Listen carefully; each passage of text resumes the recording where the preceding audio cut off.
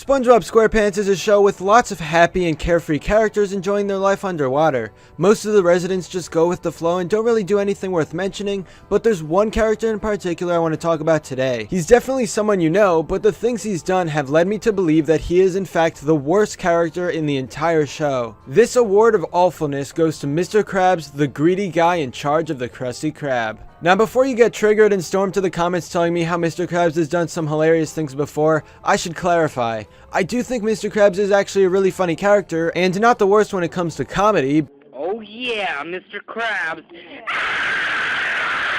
But from a purely analytical standpoint, based on everything he's done, he is the worst character in Bikini Bottom. To be completely honest, Krabs was a lot better in the pre-movie era. He did some really bad things that really shouldn't have happened, but most of them can be brushed off. After all, in those seasons he almost felt like a father figure to SpongeBob because he actually cared for him in a way. He's done some terrible stuff like sell SpongeBob to the Flying Dutchman for 62 cents, but there's also been times where he really did look out for SpongeBob. You could tell he cared about him in the episode Welcome to the Chum Bucket when they got split up from each other and they sang a heartfelt song. In the episode Pickles, SpongeBob loses confidence thanks to Bubble Bass, so Mr. Krabs lets him go home and rest to feel better. In the very first movie, Mr. Krabs seems legitimately sorry for SpongeBob after giving Squidward the manager position. Eventually, Mr. Krabs actually gives SpongeBob the position and says that he should have done that a long time ago. After the first movie, things started to go downhill and Mr. Krabs gradually devolved into the worst character. I don't know exactly where to start here because there are a huge amount of examples. I'm not going to be able to mention every single one in this video. I guess we can start in Plankton's Regular when he tortures Plankton for having one customer in the Chum Bucket. In the Krusty Sponge, he made a bunch of customers sick with spongy patties. A big example comes from SpongeBob You're Fired, where he literally fires SpongeBob over a single coin.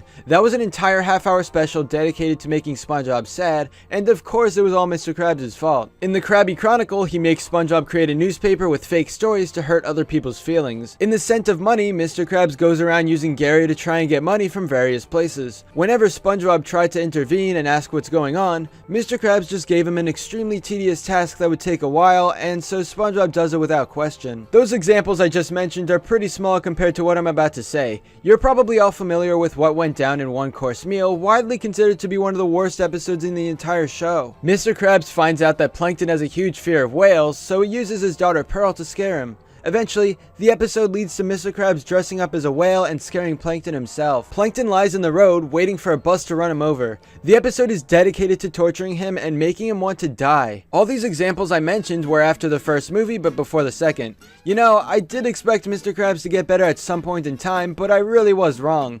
The post-sequel episodes slowly started out bad, but got better as time went on, and now SpongeBob is in a renaissance. When everything about Bikini Bottom is getting better, you'd think the writers would address Mr. Krabs' problem and change him back to the way he was in those earlier seasons, but nope. Mr. Krabs has devolved even further, which can be proven clearly in the episode Life Insurance. He's explaining to SpongeBob that buyers of life insurance will get the money when a person dies. Mr. Krabs then signs SpongeBob's unsigned life insurance contract, then wishes for Squidward to die. He does this only for money, as he clearly doesn't care about Squidward at all.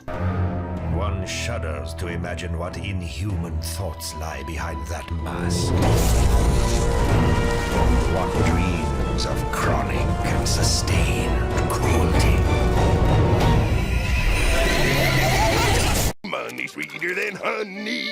Money, money, this money, that profit will make me wallet fat. But no, this isn't even the worst example from the post-sequel era. The episode Out of the Picture basically consisted of Mr. Krabs trying to kill Squidward. He bought Squidward's art, but then a professional guy comes in and says that the art would be worth more if the actual artist was out of the picture, aka dead. So Mr. Krabs sends Squidward dangerous places where death seems likely, but it doesn't happen. Then Krabs chases Squidward with a hammer, trying to kill him once and for all. It's another episode dedicated to Squidward torture, and it really shows that Mr. Krabs isn't getting better as a character. Overall, Mr. Krabs in my opinion has really changed from a greedy yet caring father figure to a completely greedy and unnecessarily mean guy that seems like the biggest villain in the entire show. I would say Plankton is less mean than Krabs because Plankton actually has a motive for getting the formula. He wants customers and his life is almost always lonely. I doubt Mr. Krabs will change back to the father figure he was before. He may be too far gone by this point. It's really a shame he's devolved into the worst character in Bikini Bottom. But anyway, that's all for this video. Subscribe for more awesome cartoon videos. Give a thumbs up and comment below to let me know what you think.